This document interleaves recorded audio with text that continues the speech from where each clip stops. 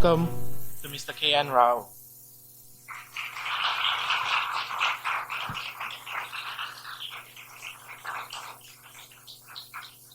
Any further introduction will not do any justice. All that is to say is that Mr. Rao's stay here will sow the seeds that will blossom into the most nourishing and sweetest fruits. Mr. Rao, we thank you for coming and we request for your blessings.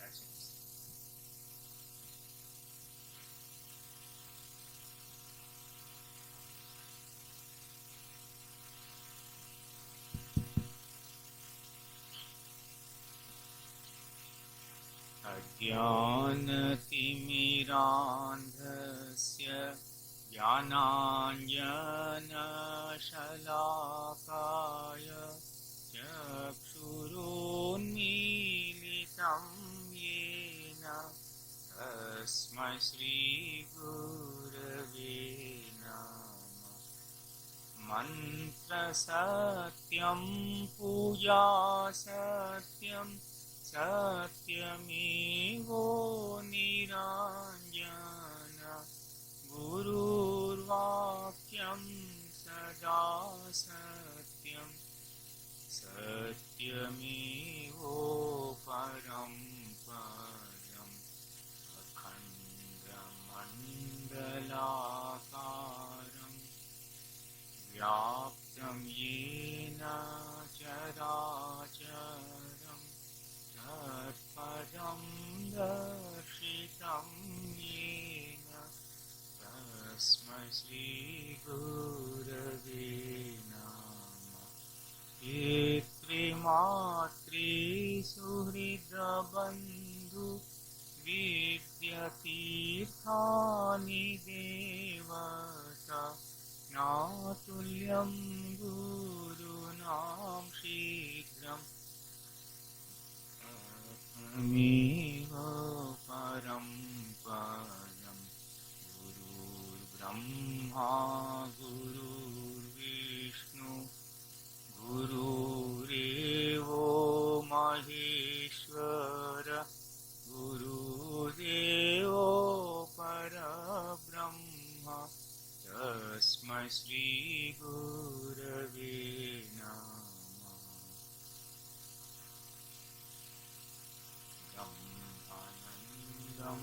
परमसुखदं केवलं ज्ञानमूर्तिं द्वन्द्वातीतं गगनसदृशं तत्त्वमस्यादिलक्ष्यम् एकं नित्यं विमलमचलं सर्वधी साक्षिभूतम् भावातीतं त्रिगुणरहितं सद्गुरुं तं Namami.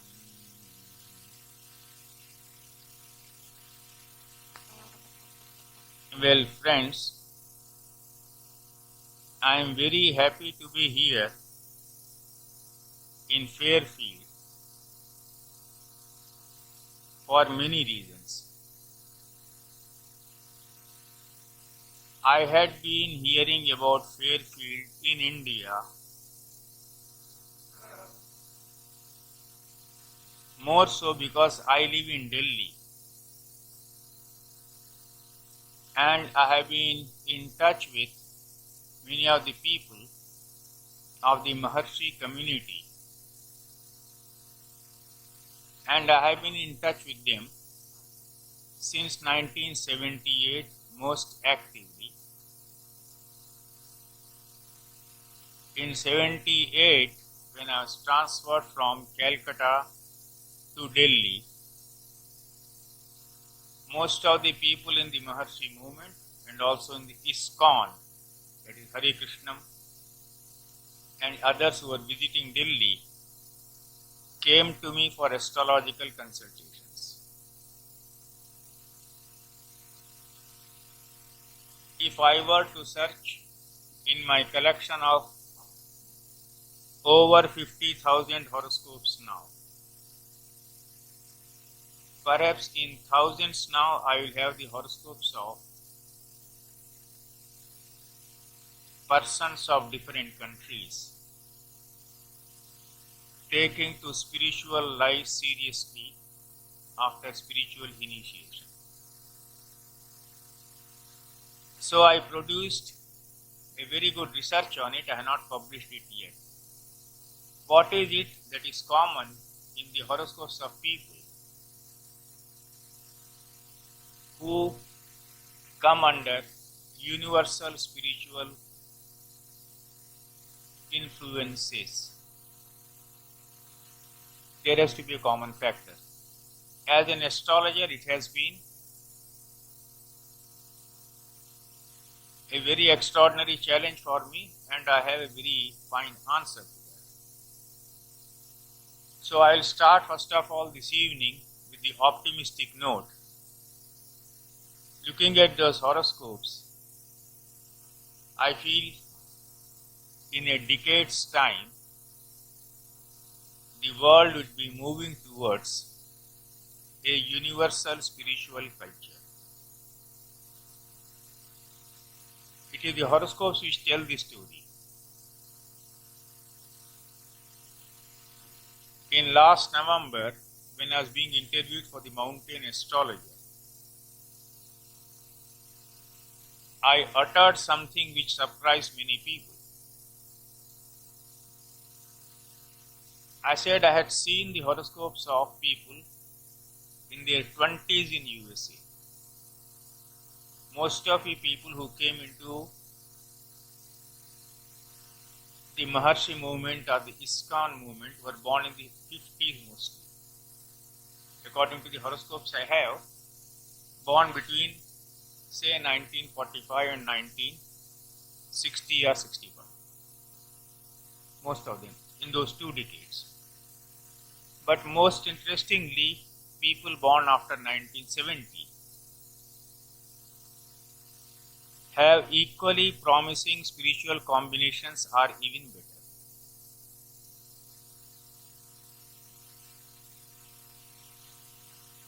If you project it and see what they would be after 30 years,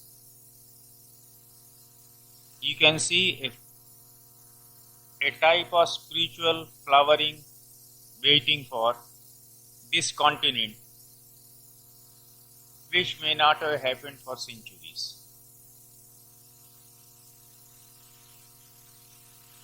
And at this rate, I will be on very firm ground to state that in the 21st century, USA would be stepping into a very fine spiritual era. It is a study based on the analysis of the horoscopes I have seen. And when I say these things, I say so on the basis of a collective study of many horoscopes, not an isolated study.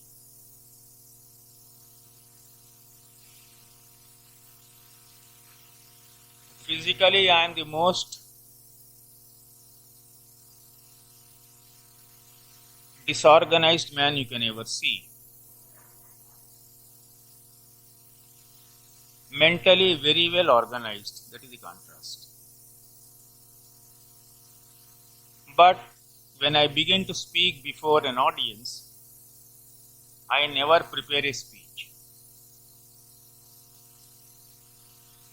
I have so much to say that I could go on for hours and hours.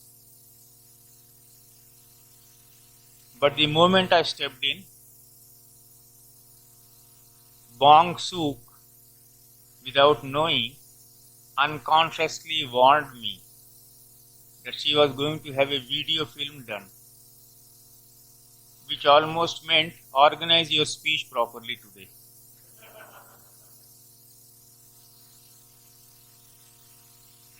So then I thought what I would do is I would try to tie myself down first to an outline. Cover it up as much as possible, and then after that invite questions. So I'll start with some slides one after another and try to cover it in an organized way. And perhaps that will also help me hold myself from talking a little too much. So I think I'll come out with the first slide and run through it.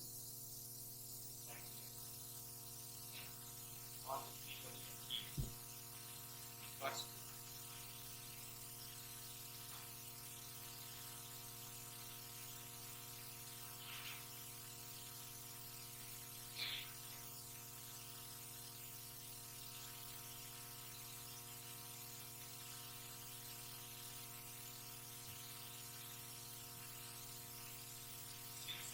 It is being recorded. I think I have to come and stand here every time, right? Or I can take it up and move. Can I take it in my hand and move? That will suit me more.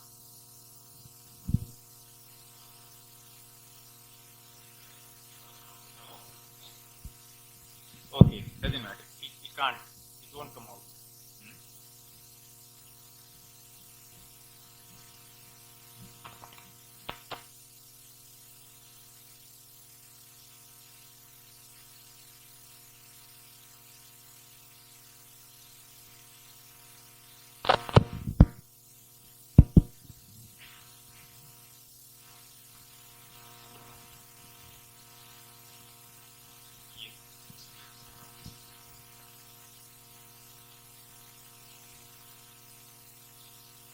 A question put to me both in India and in USA is, why is it that out of my 15 books on astrology, 2 books have almost the same title?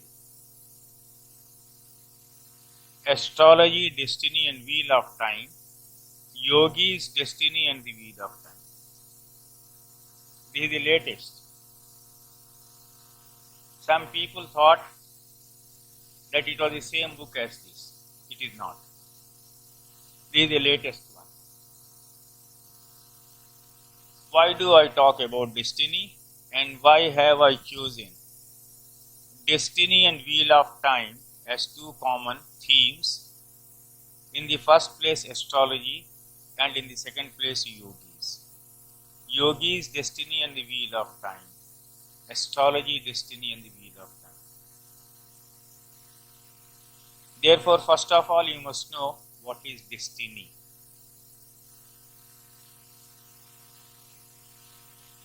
Most of you may have read, many of you may have heard of the great work, the Gita. In the Gita, after explaining everything to Arjuna, Lord Krishna, towards the end in the 18th chapter, tells him the real secret. There are always 5 elements present in any achievement or failure of yours in your life. Adhisthanam tatha karta karanam cha pithak vidham vividhascha pithak chesta daivam cha atra eva cha panchamam. I'll put it this way in the terms of modern management. The first is, you have a project, a plan of action. You have a project manager.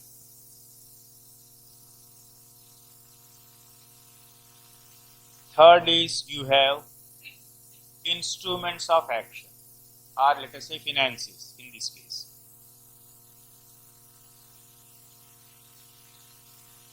Then you have acts of implementation. 4 elements are common to any activity of yours. Even if you decide to go and make some purchases from a departmental store here. Anyway, you are the one who is going. You have taken the car, you have taken the money, and you have taken the decision to buy. Four elements will always be common in any act of yours. Your decision to come here this evening has all these four elements.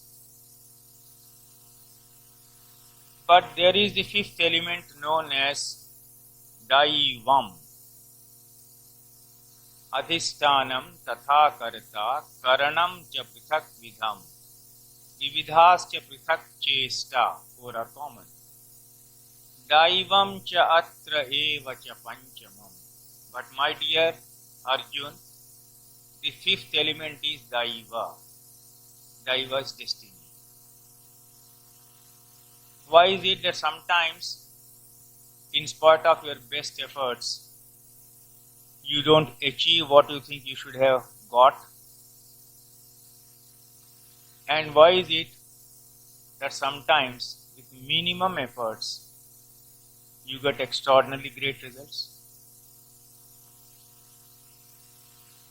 If you look into a horoscope, or even without a horoscope, if you see the biographies of famous men,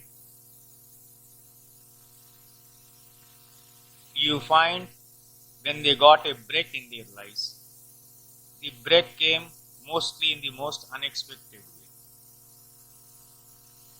And when they got destroyed, the destruction also happened in the most unexpected way. That fifth element known as Daiva, destiny, is always present in all activities of human beings.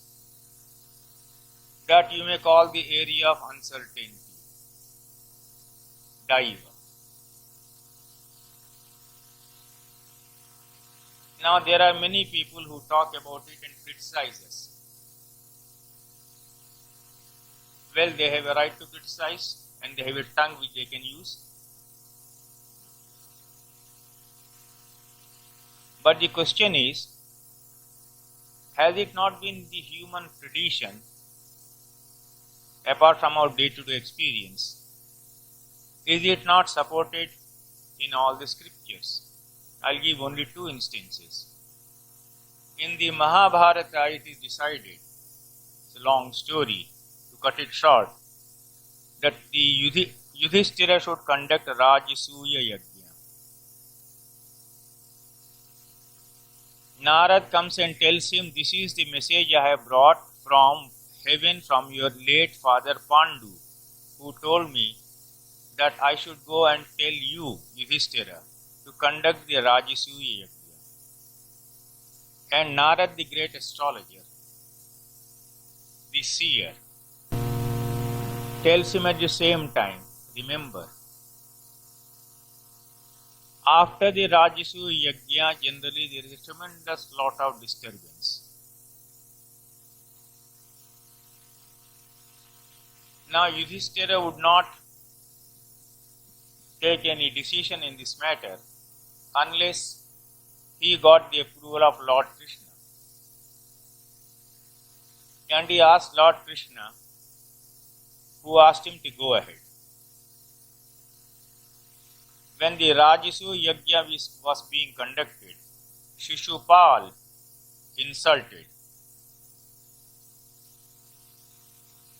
Lord Krishna, abused him once, second time, third time, fourth time, fifth time, he went on tolerating.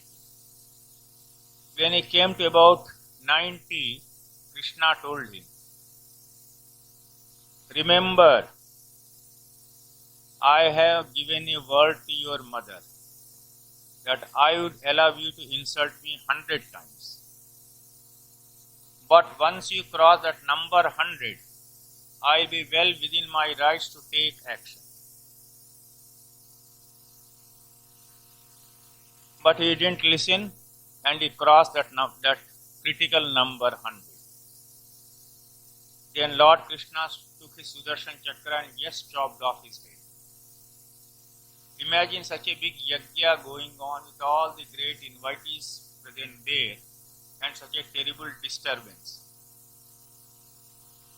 Vyasa was sitting there, the great Veda Vyasa. Yudhishthira went to him and asked, was the disturbance hinted at by Narada over? He said, no, my dear fellow, it is not. You will fall into a trap, a predestined trap. You will commit a mistake. You know that gambling act.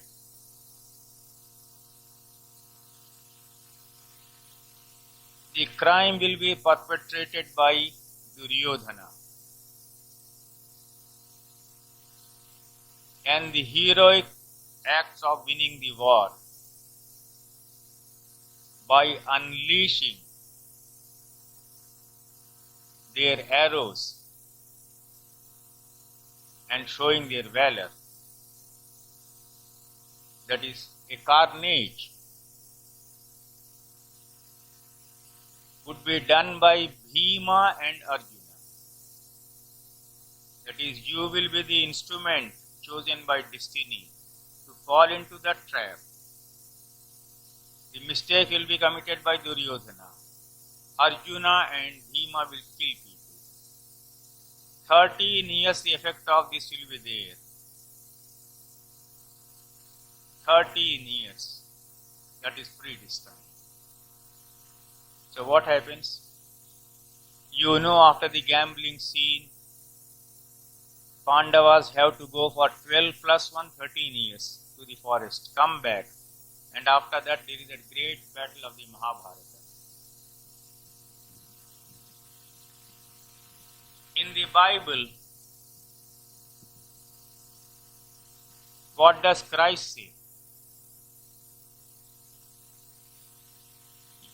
You shall betray me thrice. You shall betray me before the cock crows thrice.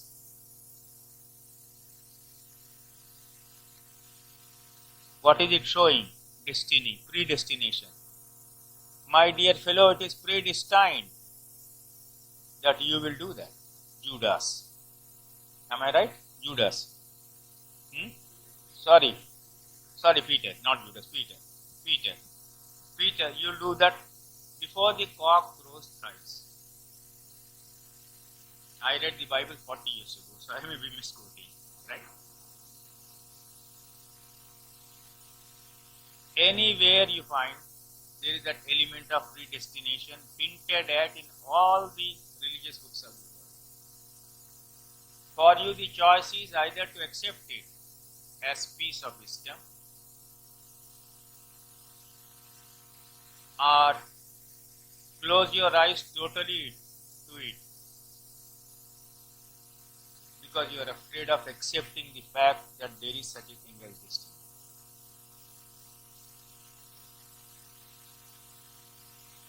Having said that, I will now come to the definition of what you call astrology.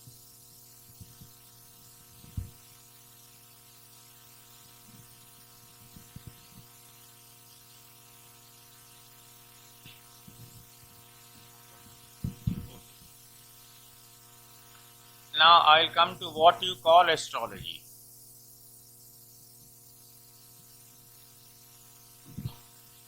When you say astrology, you really do not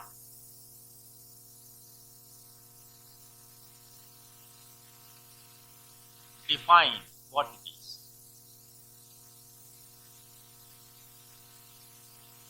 Astrology, the correct word is Jyotisha, that you know. The science of illumination. And he who knows the science of illumination is known as Daivagya. Adhishtanam tatha karta karanam cha prithak vidham vividhascha prithak chesta Daivam cha atra eva cha panchamam. Daiva is the word used. That element of uncertainty, that destiny is known as Daiva. And he who knows the art of reading that Daiva is Daivagya. Therefore, an astrologer is a Daivagya. That fifth element in any action, known as destiny, can be seen and read only by an astrologer. Well, yogis, seers, they do see it. But the only subject in the world through which you can see, read, that element of destiny is astrology.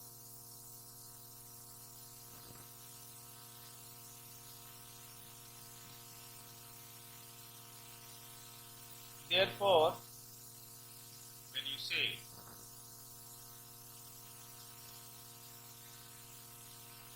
well, it is so in my destiny and I suffer or I gain,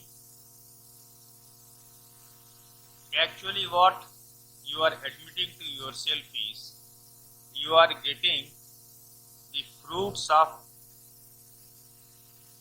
your own karma, good or bad. Kevalam graha nakshatram na karoti shubhashubham sarvam atma krita karma lokavado graha iti. It is beautifully explained in the Mahabharata.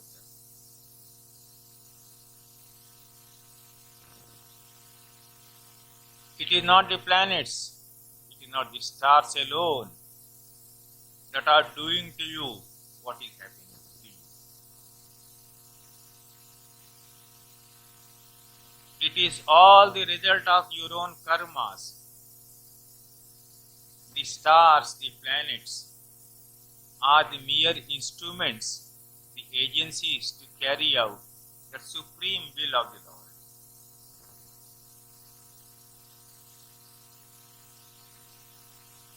In my book Astrology and Destiny and the Wheel of Time, I had referred to a story of the Mahabharata which always appeals to me.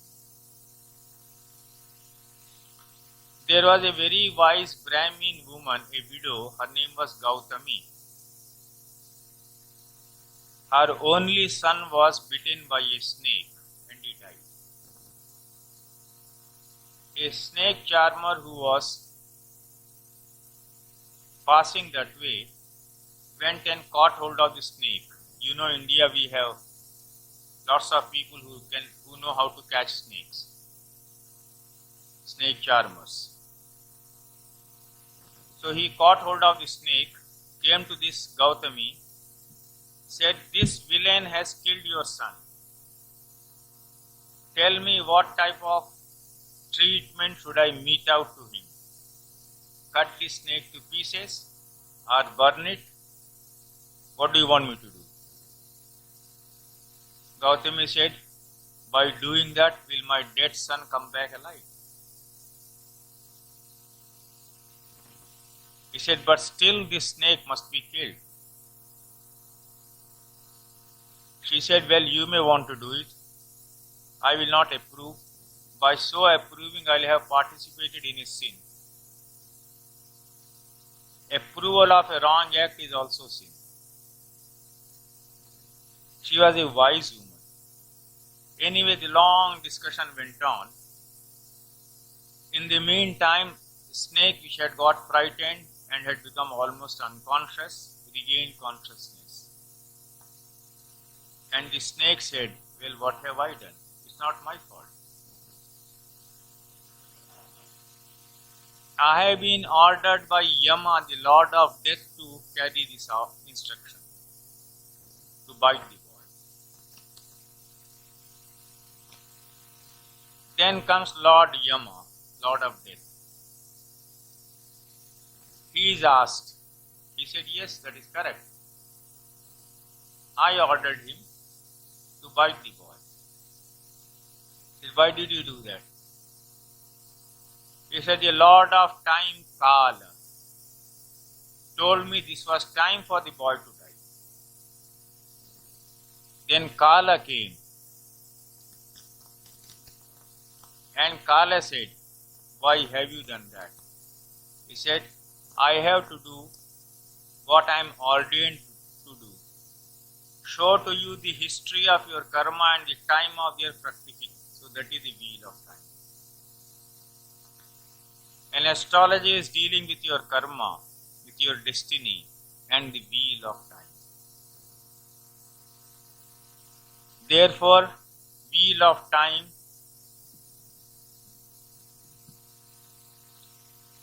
this wheel.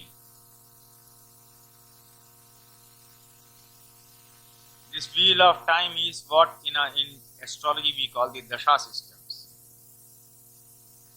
Right time comes, and at that time you begin to get the results of some karma of yours done in this life or the previous life.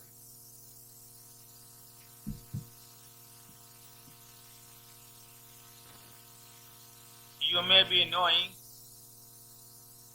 that in the ancient Gurukula system of education in India, astrology was a compulsory subject. Astrology is one of the 6 parts of the Vedas, therefore it is known as Vedanga. Many of you are more familiar with the subject Vedanta. Anta means end.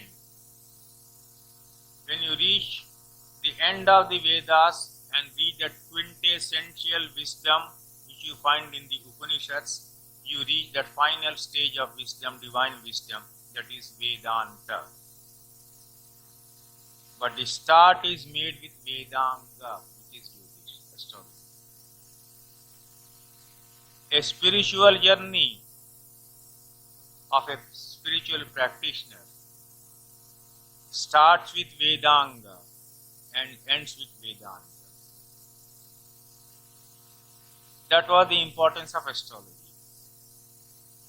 Why should it start with astrology? Why should it start with Vedanga? The reason is very simple. If certain things are happening to me and happening to you, why are they happening?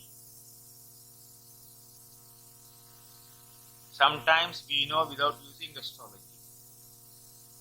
But most of the times we know very intelligently by using astrology. Through astrology you discover that one supreme law. You are a nobody and I am a nobody.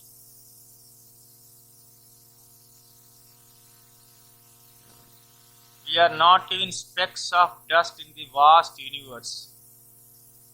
And there is only one law operating throughout. That is the cosmic law, the divine law.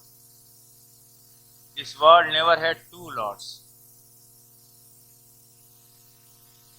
You know, in India we had a great wit named Birbal in the court of Akbar. One day Birbal came late and Akbar the great, famous king, put a question to his courtiers. Tell me, who is bigger, who is greater, I or God? Every courtier said, you. Your Majesty, you. He said, you are flattering me. How can I be bigger than God? Now Birbal came in. When Birbal came in, Akbar put him the same question. Well, Birbal, tell me, who is greater, I or God?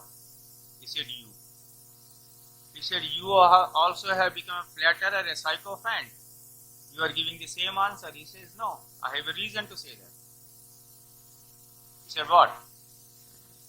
You can banish a man from out of your kingdom. God cannot.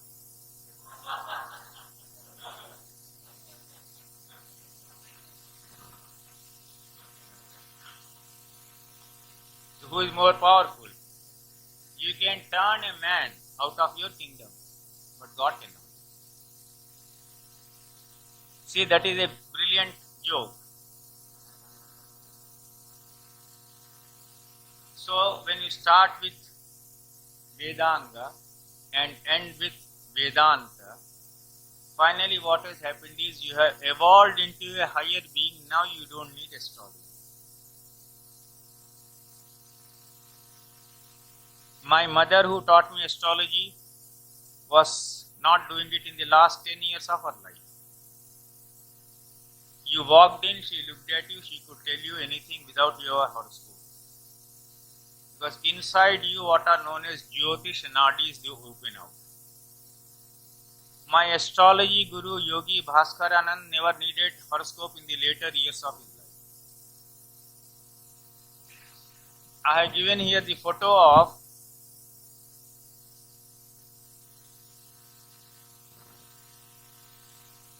Yogi Sri Shivananda Murthy of Andhra Pradesh. If any one of you visits India, you must go and meet him. I refer to 4 or 5 yogis here. He was doing a lot of astrology. But now he doesn't need astrology.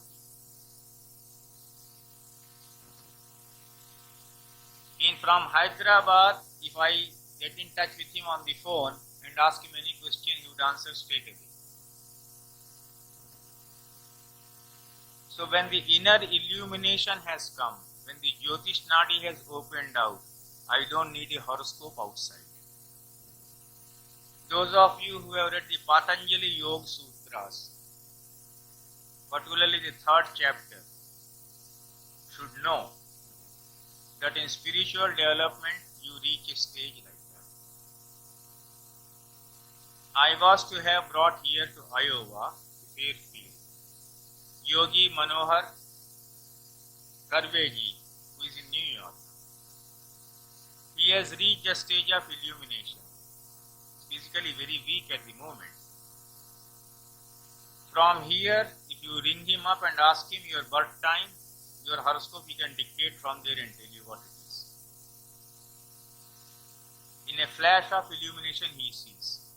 But if 2 or 3 or 4 people sit before him, then there is some confusion because he is seeing your horoscope, and your horoscope. So he begins to describe this wrongly. But fortunately, he will be with me on this tour for nearly a month.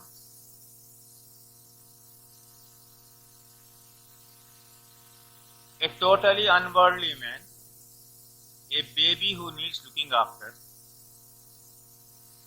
When many people ask me, I said, well, it will be very difficult to take him to USA and make him stick to a schedule. We call it a timetable. So when people there ask me at Pennsylvania, that is at Arsh Vidya Gurukulam, where I had to teach astrology, Gemini astrology, I told them, if you know a true yogi, you should know that you are guided by a timetable and a yogi is guided by a timeless table. He may give you time at 12 o'clock and you may have to wait up to 3 o'clock. And in a flash, sometimes he can tell you something which will totally baffle you. I will give you 2 instances. He was in my house in Delhi as my guest for 4 days. Those of you who know astrology would understand. My youngest brother, his second son, his horoscope was there, and according to the birth time given to me, it was first degree of Kanya or Virgo rising. We astrologers don't do astrology for our own family members. So the horoscope was just only in my records. My brother was walking, he just asked him about his son. So he looked at me, Karveji, and said, well, what is your calculation? I said, Kanya Lagna. He said, no, it is not Kanya Lagna. It has to be the end of Simha Lagna. Adjust it by 6 minutes, -6. I did that. And after doing, gave a prediction to my nephew. You would go into business management, commerce, studies, and do very well in sports. and both have happened in the last 18 months. Another man came to Karveji. He was almost lost in meditation. After waiting patiently, you have to have a lot of patience with these people. Karveji looked at him. He said, I want to ask you something. He said, yes, I know. You are totally afraid of yourself, of being killed. 4 years ago, 5 people had entered your house. One of them a tall, hefty man with a dagger in his hand, and you were nearly killed, but you were saved. Now don't worry, it will not happen to you in future. He had come to ask that question precisely, and he said 4 years ago this had happened to you. My late Guruji Swami Paramanand Saraswati and so many other yogis I met in my life could tell you these things just like this in a flash. So I always say, and in this book, Yogi's Destiny and the Wheel of Time, there is a particular chapter after reading which many astrologers will abuse me more than what they are already doing.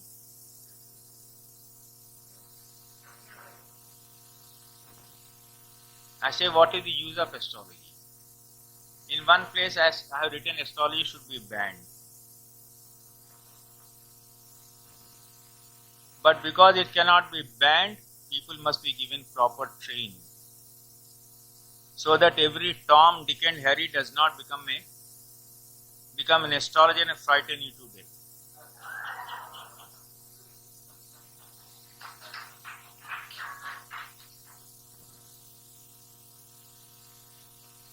Because mostly astrologers thrive on that fear of uncertainty you suffer from.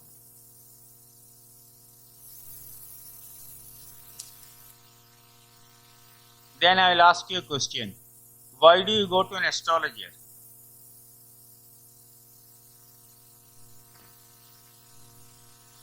Why do you at all go to an astrologer? If I ask you to give me an answer, will please anyone volunteer?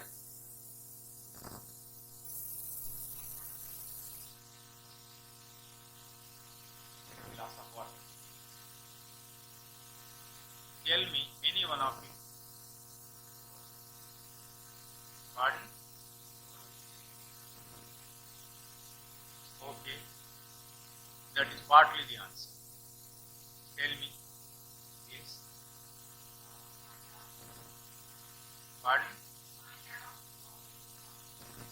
Find out what? Then why should you have to go to an astrologer?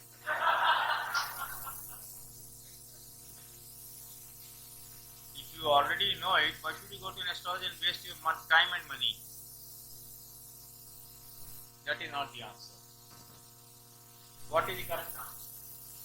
I will sum it up for you in 3 sentences. The memory of the past, the excitement of the present, and the uncertainty of the future are the 3 motivating factors that drive you into the trap of an astrologer.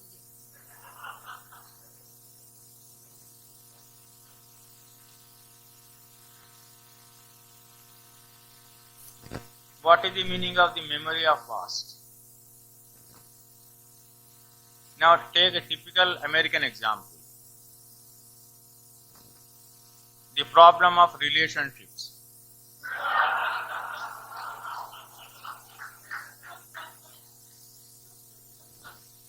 Imagine the torment of an Indian bachelor like me coming to USA and having to answer these questions.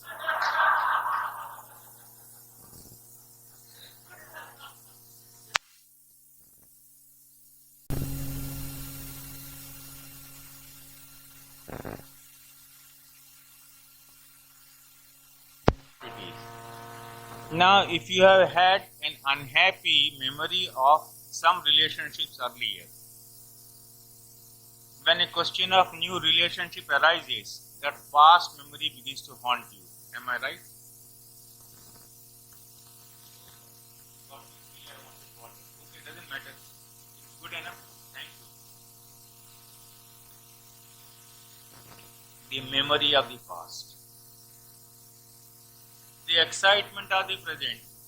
Alright, I'll extend the same analogy. Your lover is to come to the airport today. You are going to meet him. You are being invited for a job. You are going to be interviewed for a job. You see how excited you are. Will I get a job? Will I not get a job? Or will I be able to strike this relationship successfully? Excited. And when you are an excited man, you are the least efficient man.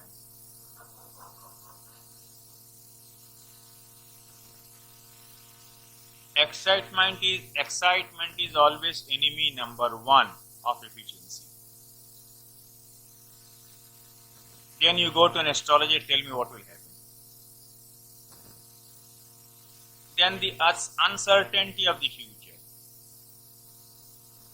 That is one thing which haunts every human being. There is no one, the strongest man or the weakest man, who does not suffer from this fear. What will happen in future?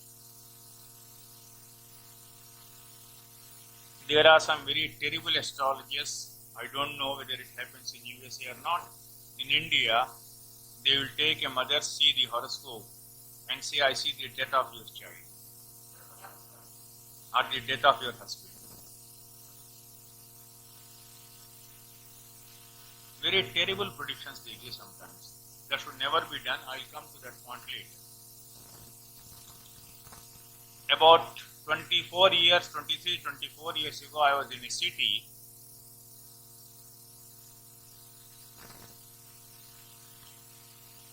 If you know astrology, that man was having Aquarius ascendant Kumbha Lagna and passing through an excellently well-placed, strong Venus Mahadasha, the 4th and the 9th Lord.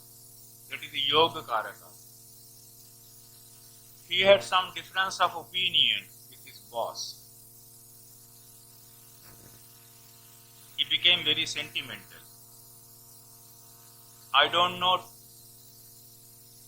whom he consulted, but finally when he came to me through a good friend of mine, I was looking at the horoscope. For an Indian father, particularly an Orthodox father, who is about to retire in 1 year's time, if there is an unmarried daughter in the house, it's a source of big torment. In a traditional society where we have arranged marriages. He came to me and asked me, and he had been transferred to a distant place. He said, I have not built a house, my daughter is still to be married, I have 1 year's service left more, and in these conditions I have been transferred. I said, what is the difficulty? You accept the transfer and go. The best that is going to happen to you will happen only now. He said, you are saying that. I had gone to another astrologer. He gave me very dire predictions and demanded 20,000 rupees for Graha Shanti. Graha Shanti, you know what it is? Propitiation of planets. I'll do puja for you. I said, you go and sleep properly, accept the transfer order and go to the new place. He went to the new place. After a month, he rang me up. He said, well, he had been offered a very beautiful job after retirement. Problem number 1 over. He had already joined the housing society, so was going to get a house. Problem number 2 over. And the bridegroom for his daughter had already been seen and approved. Problem number 3 over. And he said, I am the happiest man in the world. I said, then you are the stupidest man in the world. He said, what do you mean? I said, what gives you happiness today becomes source of unhappiness for you tomorrow also. All your unhappiness springs from what you thought was happiness or source of happiness. And your happiness may spring from what you think was unhappiness. And when you have transcended this duality called happiness and unhappiness, you have reached the stage of Vedanta. That is the wisdom. For a wise man, there is nothing which causes happiness or unhappiness. You transcend. Therefore, astrology is both a para-vidya and apara-vidya. Para-vidya is that which takes you towards transcendental knowledge. Apara-vidya is one that takes you toward the non-transcendental material world. Astrology is a bridge between the two.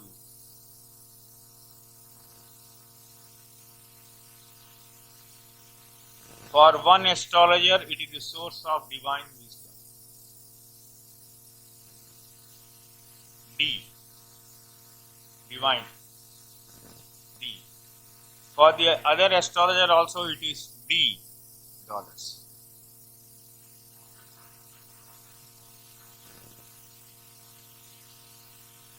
You either get this D or that D.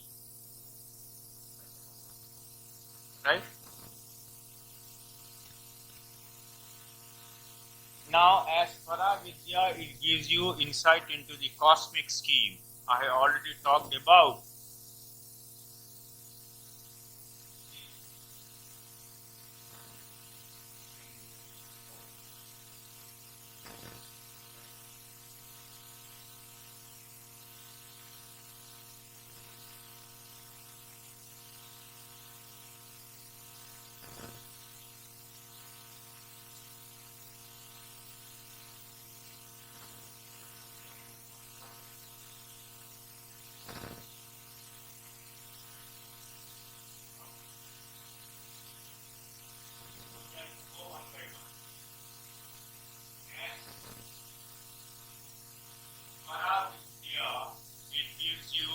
An insight into the cosmic scheme. Lord is controlling the universe. As an astrologer, you can easily see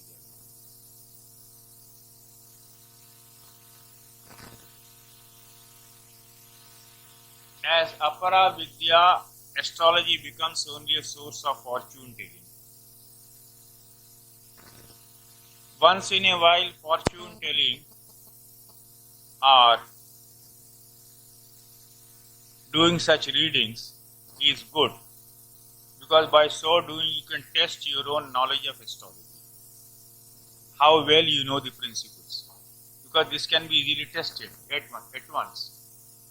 I for example, no, don't trouble yourself, leave it, I'll do it myself, I'll come to this. You be comfortable. Then, astrology gives you a belief in reincarnation.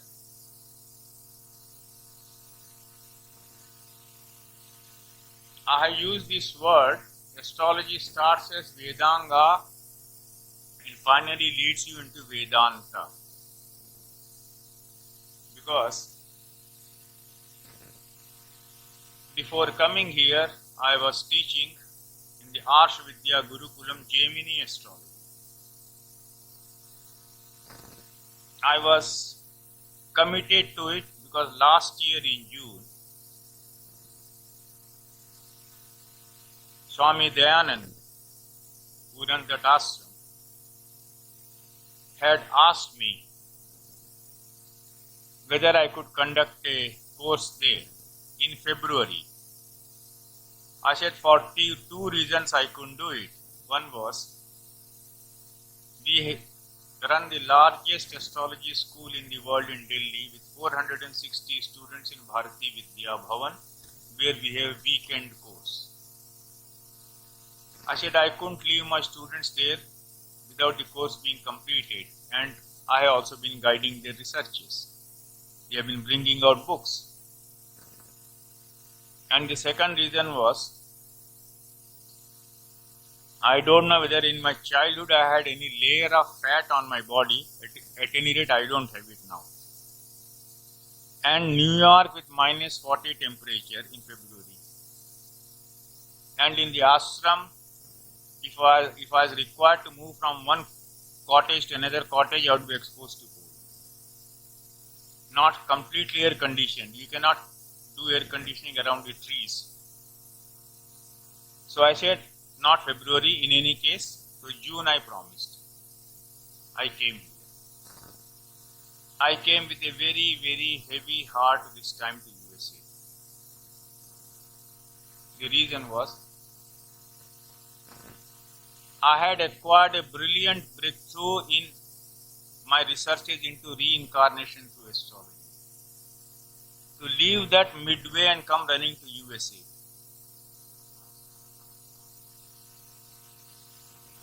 You see, that is the heaviness of the heart.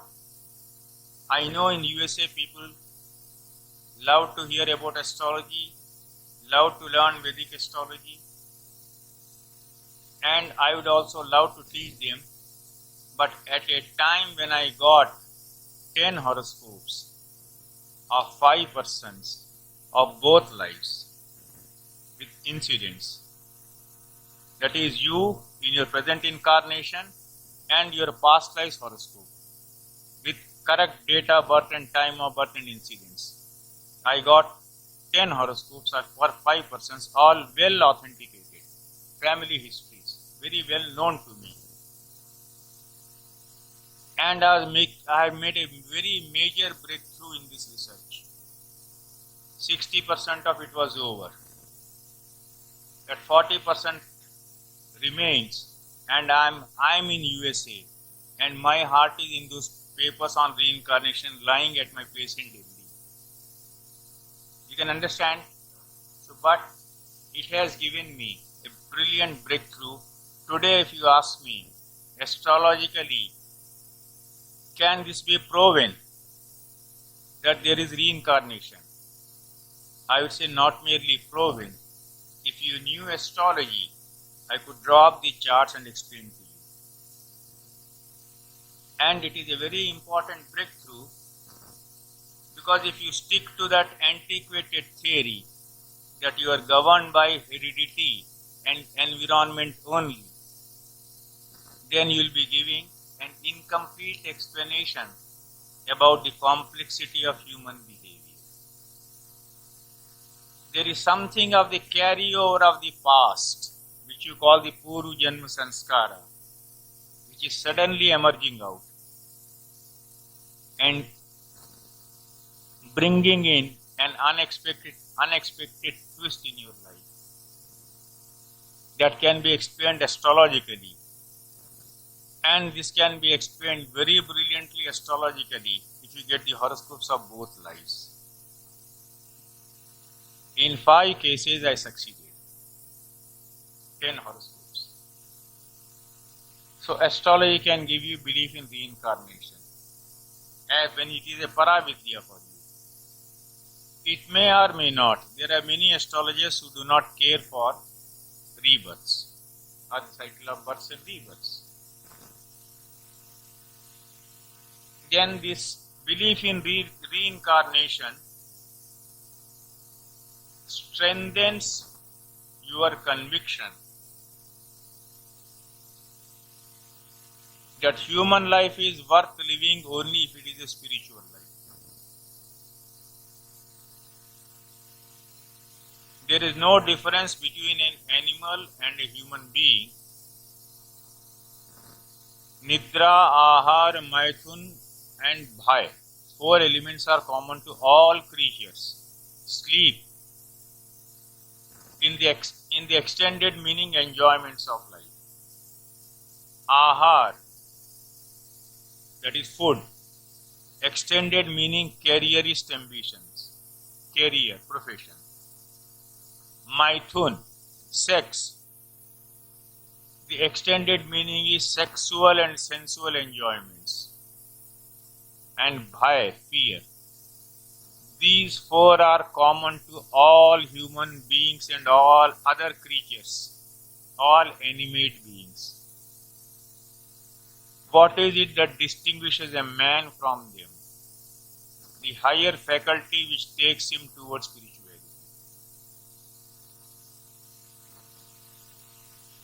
A man minus spirituality is an animal.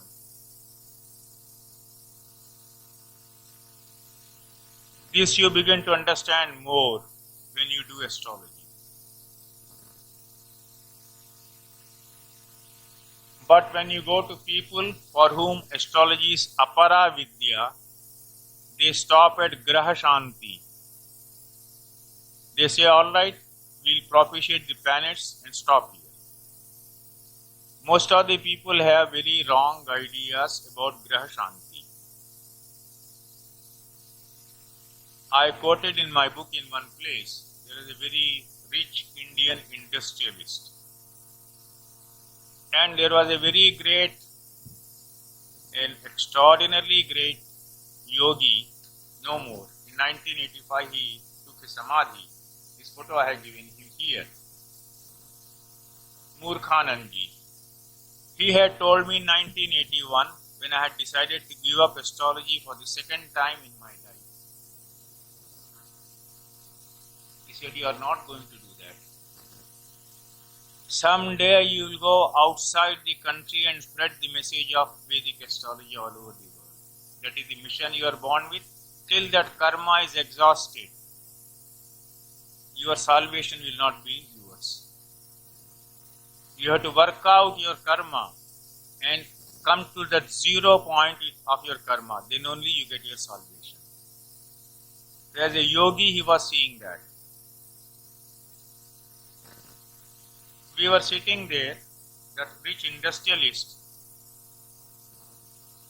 said, well, I am not worried. If anything happens, I'll pay so much money and get a yajna done.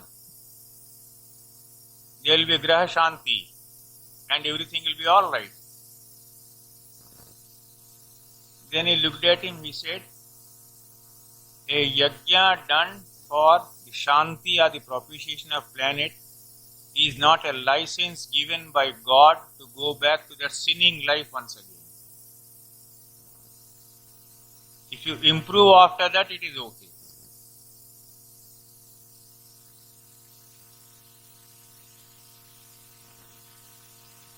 You will understand it more easily if I give you a modern medical analogy. Someone, let us say, suffers from diabetes, goes to a doctor, and the doctor tells him what to eat, what not to eat, and when to take insulin. You accept all those do's and don'ts prescribed by the doctor. When you get graha shanti done, after that also there are do's and don'ts which you are not told to follow. That is the mistake people are committing. Graha shanti is a great thing.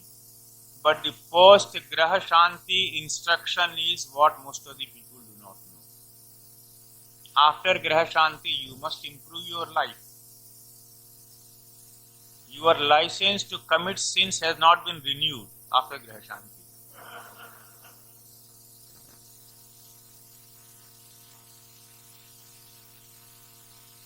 So he scolded him. But that man had almost lost his sense of discrimination. Then he said, do you know what is happening to your factory? It is burning. He said, what? He said, ring up your manager and ask him. I was sitting there. He rang up his manager, 40 miles away. He said, what is happening in the factory? He said, sir, there is a big fire.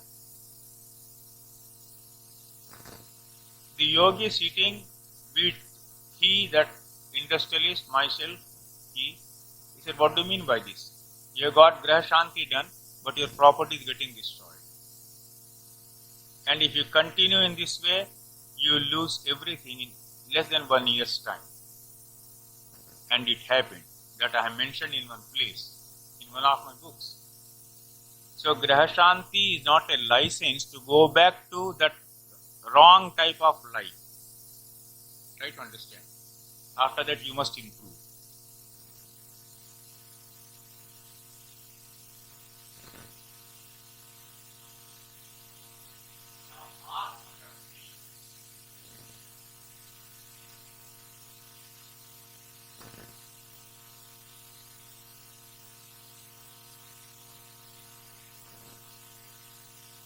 You must refashion your life always at 3 levels. That is the message of astrology.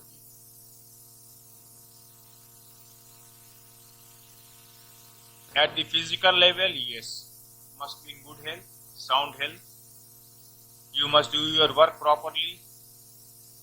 In the young age, when you are reading, studying, you must work hard to make a career. There is no escape from that. You go to an astrologer, he tells, well, you have got a great future. You go back home, take sleeping pills and sleep. Nothing will happen to you. Nothing good is likely to happen to you. In spite of that prediction, because karma has got to be done. The astrologer who is not emphasizing karma, the right effort, is actually misguiding you. That is the physical level. Then there is a mental level. I am speaking, you are hearing, I am making use of my transparencies. Now this is all a mental planning.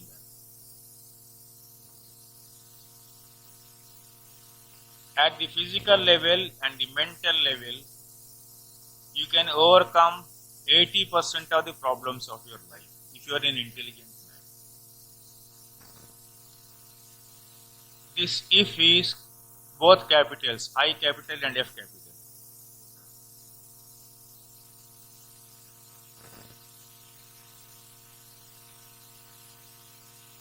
But the highest level from where you must try to solve the problems of your life is the spiritual level.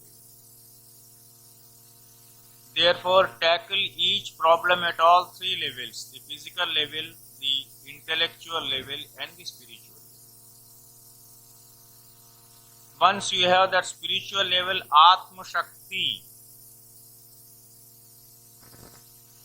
it is incredible for you to think of the yogis of India who for 40 or 45 years have taken nothing except 2 or 3 small leaves or green vegetables, boil them teaspoonfuls once a day, eaten, and survived for 40 years, 50 years, 60 years, and are in great transcendental situation. It is defying all laws of nature. It is because their spiritual power is so well developed. I have talked in my book about Tapasi Baba. Even today, when I think of him, he took his Samadhi in 1970. He is no more with us. 25 years ago he left. He was the handsomest man I have ever seen in my life. Everything from top to bottom was extraordinarily sweet, appealing, beautiful and harmonious. And whenever I went near him, I could hardly talk to him. I sat there and went into meditation. Such was the powerful presence of that person. And for 40 years he sat only under a banyan tree with 2 small tins. That was all his worldly property. 2 cans, CANS cans. In one he kept some vegetables, in the other he made use of for drinking water.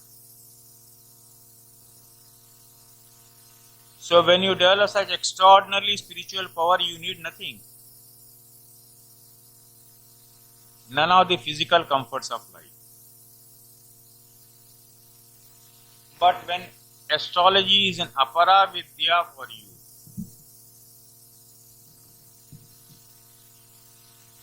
you don't rise above physical and mental level. Having said this,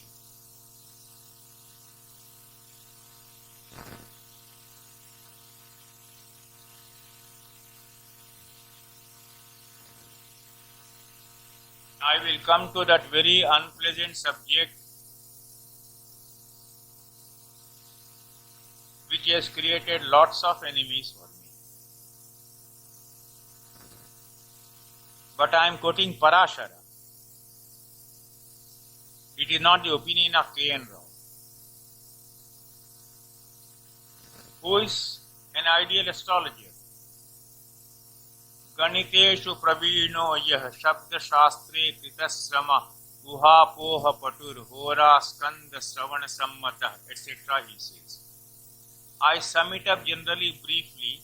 There is a technical excellence, there is moral excellence, and there is intellectual excellence. A combination of all the three in a good, great, ideal astrologer.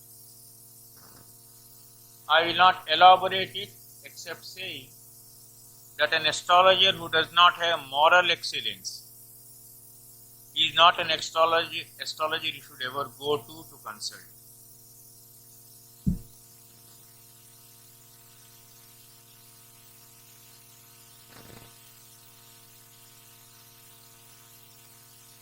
By moral excellence I mean an astrologer who knows the art of expressing himself non-violently. I think the room is going hot. You can switch on the other fan also.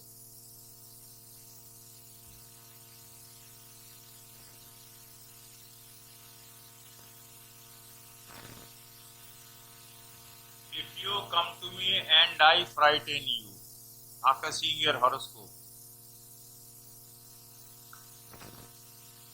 what I have done is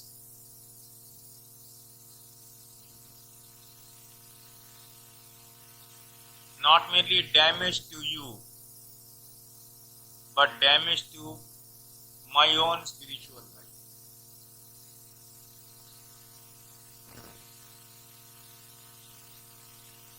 If you do not walk out of my room with a sense of hope,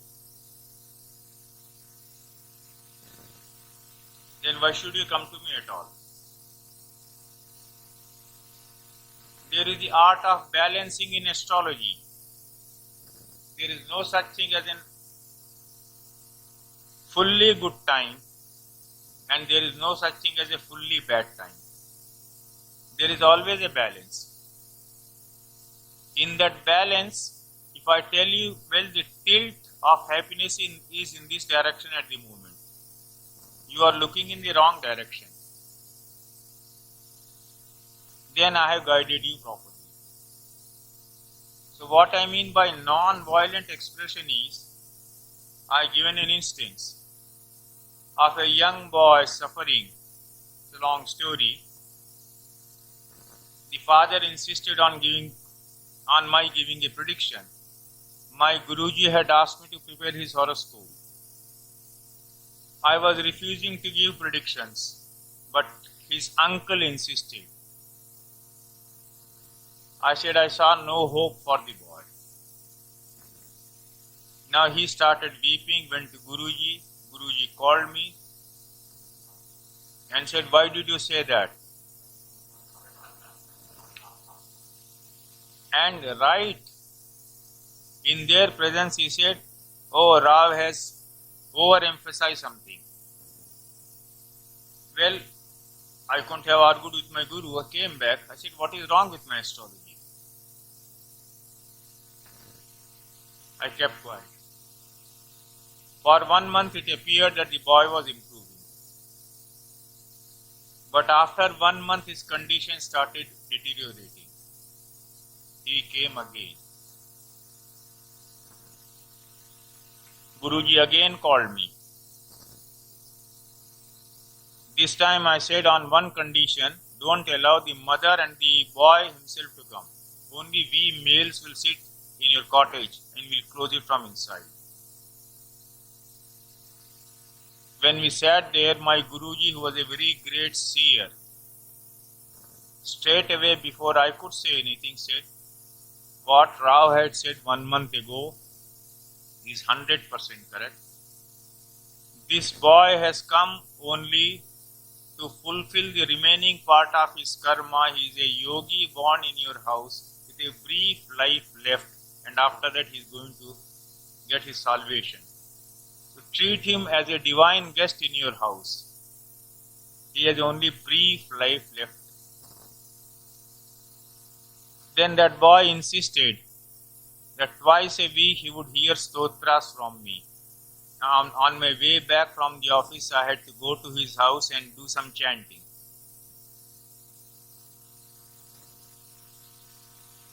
Then my Guruji said, if you give such predictions to people, what will happen is the curses of those people will fall upon you. This will destroy you in many ways, particularly spiritually. So an astrologer must know the art of toning it down very properly. But toning it down, still not uttering a falsehood, not telling a lie. It must be based on astrological reality. That is why if you take all the classifications given in Brihat Parashar Hora Shastra or Brihat Samhita Varaha Mihir, there are no great astrologers anywhere in the world. There is no great astrologer. Because no one can fulfill all those qualifications. We can only make an attempt to conform to some of the good ideals. That's all. If you ask me, have you met a great astrologer? I would say no. But who are the astrologers who have impressed you most? I say number 1, my mother, and number 2, my yogi guru, Yogi Bhaskaranandji. Because I have seen them look into the depths of a horoscope as no one else could. For them, astrology was a service, a mission. So it became, toward the end of their lives, an illumination for them. For me, astrology has been a pure academic discipline. You give me a horoscope and ask me the reasons why I am saying what I am saying. I am prepared to stand up and explain anywhere in the world. Some of you people sitting here, particularly Penny from San Diego, knows. At San Rafael, San Diego twice, and this time at Pennsylvania, I would drop a horoscope and explain. So for me, it is an academic discipline and a super science. It is above all sciences. No science in the world can come anywhere near astrology. But to have all those qualifications, technical excellence, intellectual excellence, and moral excellence, the astrologer has to have very high yogic discipline, which most of us can't have, don't have. Life's compulsions being what they are.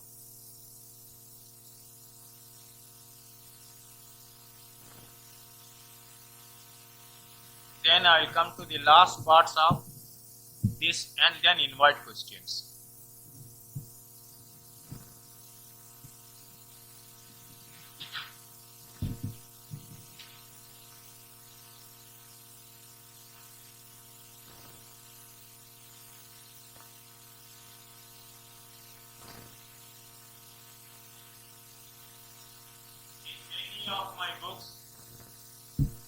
In many of my books I have shown the role of destiny.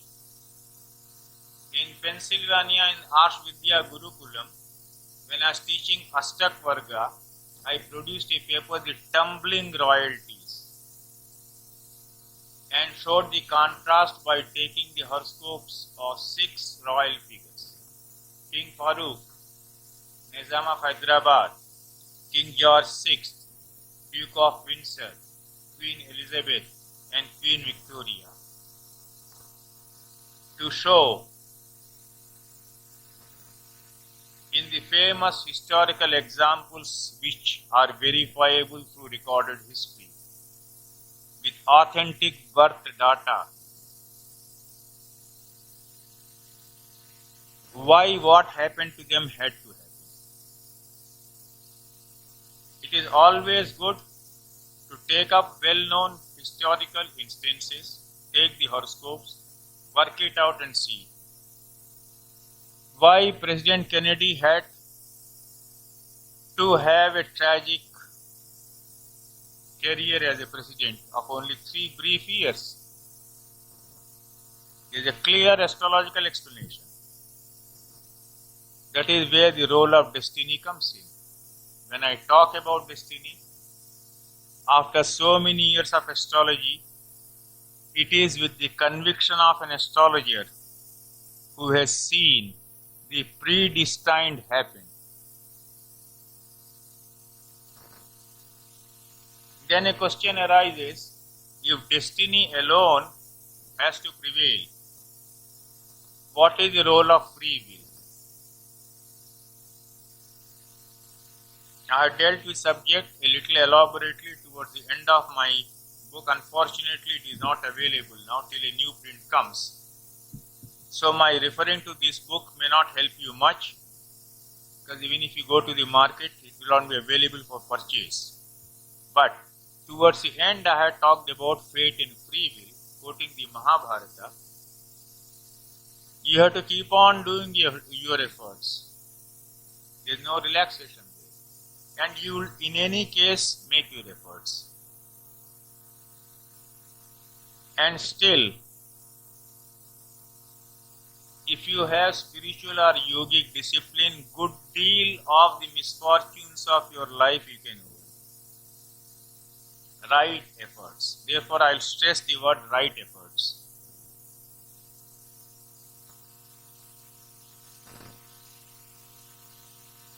But the astrologer generally who is predicting, including me, has to have his limitations. I am sometimes working on a horoscope where the birth time is not certain. Sometimes working on a horoscope you have given to me where the casting has been done wrongly. Or sometimes my own human failures come into play in interpreting it. Therefore, I always insist on an astrologer having more techniques. When I taught Gemini astrology, it was to help you check with Vinshottari Dasha. An astrologer who is using only Vinshottari Dasha is a poor man. He is a very poor astrologer. When Parashara and Gemini have given so many other Dasha systems for you to cross-check an event, why must you remain confined only to one Dasha? So, in Vedic astrology, we have very superb techniques, unequaled in the history of the world. But most of the astrologers look barely into the horoscope, the Navansha, and the Vinshottari Dasha and make all major predictions, which is totally unscientific. A good astrologer must learn more techniques.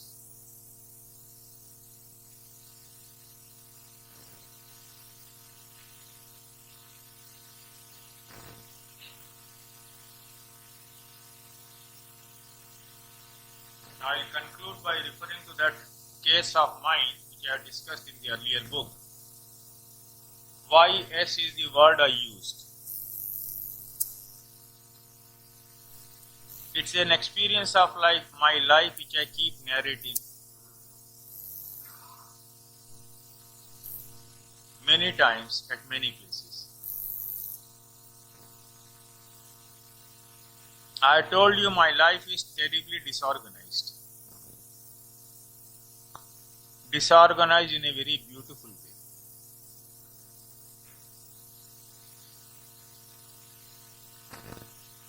I get your horoscope, discuss with you, you leave, And when I am sleeping, suddenly at midnight it strikes me. This point in his horoscope has this special meaning. Then my sleep is gone.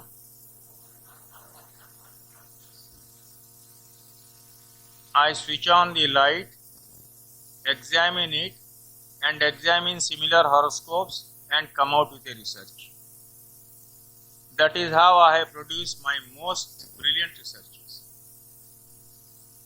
So life has to be disorganized. If God is continuing with his habit of giving you a great stimulus at odd hours, so God will not change his habits, so I cannot get organized.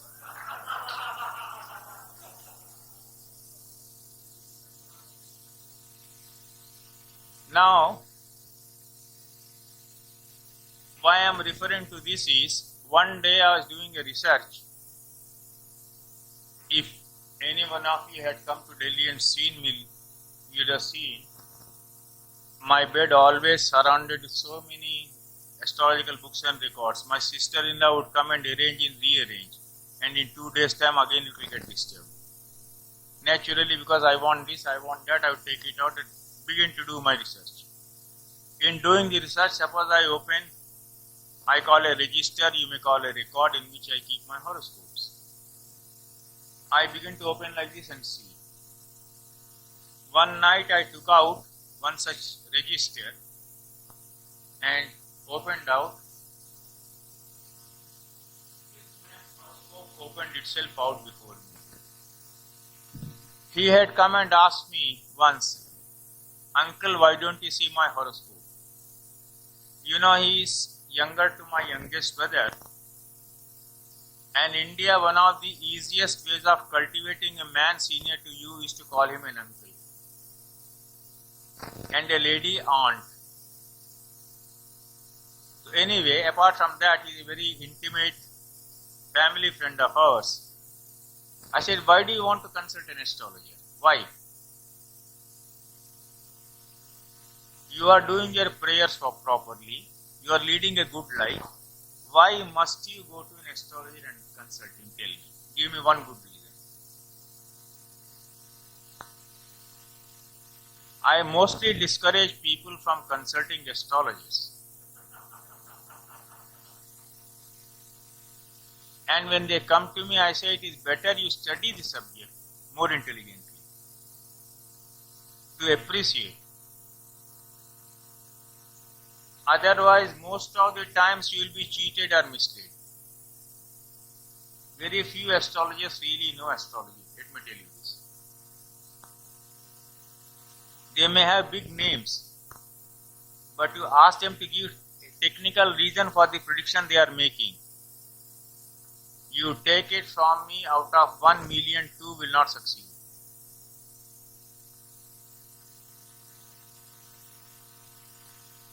That is the condition of astrology all over the world. It's a very bitter truth. So I discouraged him, but he insisted. I again discouraged him. That night what happened, every time I opened my record, only his horoscope would be before my eyes. I said, "What is happening?" I said, "It means God is impelling me to look deep into this horoscope." I stopped everything and started seeing the horoscope. I saw a terrible accident. That is the will of the Lord. I said, God wants me to suggest to him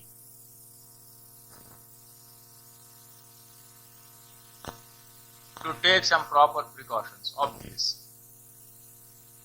Next day when he came, I made him do Mrityunjay mantra with me. And I said, add it to your daily worship. He said, I'll do it. Few days after he asked me, Uncle, without telling me anything, why have you asked me to do it? I said to remove your fear psychosis. It's a very effective mantra.